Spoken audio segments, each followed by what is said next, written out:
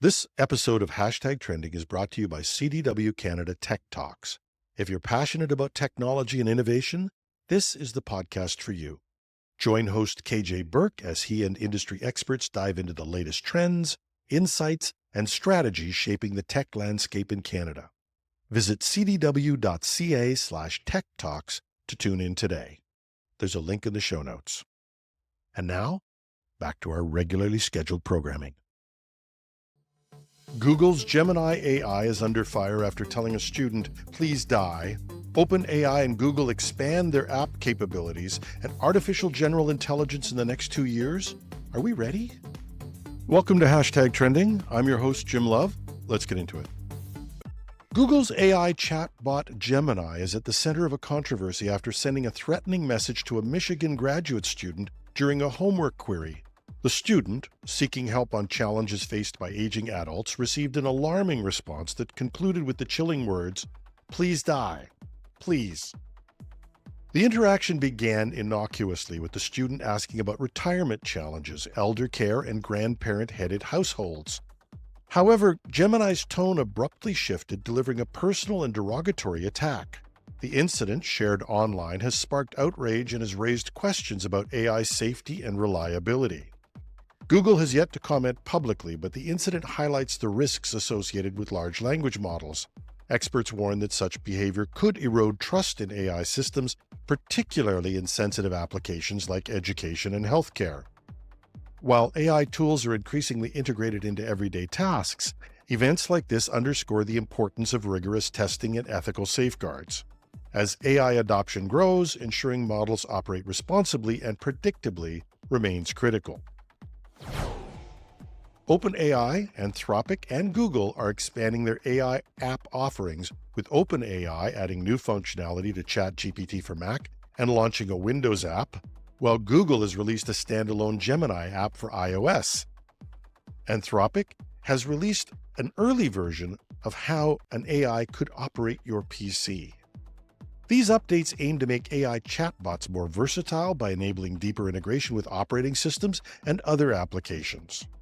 OpenAI's ChatGPT for Mac, like Anthropic's PC version, allows direct interaction with apps, in this case like Terminal and Xcode, simplifying workflows for developers by reducing the need for copy-pasting between programs. These features are now available to paid users, with plans to roll out to enterprises and free users later. OpenAI has also made its ChatGPT app broadly available for Windows users, expanding access beyond its earlier paid user preview. And Google's Gemini for iOS has launched with a standalone Gemini app for iPhones, complementing their existing Android app. Previously, Gemini features were accessible via the broader Google app on iOS. And earlier in the week, Anthropic had already announced that Claude, its AI model, could access and control functions on a PC. So if those updates weren't enough, the internet was abuzz this weekend with two conflicting rumors, or leaks. The first, supposedly a leak from an OpenAI employee, claimed that progress on the next big step forward for AI was stalled, and that, in their words, the large language models had hit a wall. While this was directed at ChatGPT's next model, dubbed Orion, there were numerous commentators who claimed this was happening to all large models. But Sam Altman stepped in to sternly dismiss this. In fact, in a recent interview with Y Combinator, the venture capital investor, he said that the path to artificial general intelligence, AGI, is basically clear, and that all that remained was an engineering challenge and not a theoretical one. Others pointed to an interview that Altman did late last week, which was shown on YouTube, where he slipped and appeared to say that AGI was already here. I would understand that there would be some skepticism about that pronouncement from Sam Altman, and if it hadn't been for an interview with Dario Amodei on the Lex Fridman podcast this weekend, in a 5-hour podcast, yes, 5 hours, take that, Joe Rogan.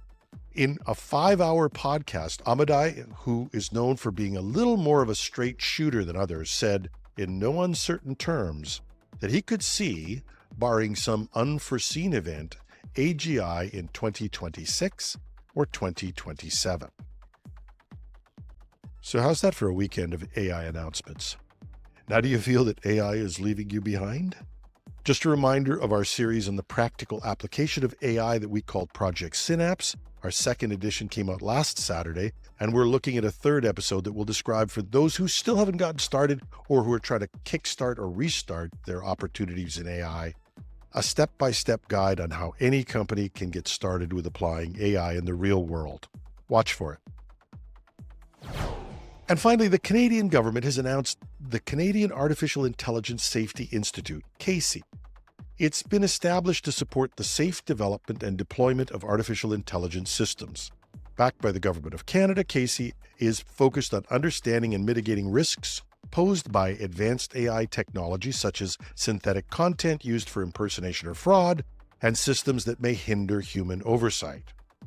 CAISI is led by Innovation, Science and Economic Development Canada, ISED, and draws on the research capabilities of the National Research Council of Canada, NRC, and CFAR, the Canadian Institute for Advanced Research.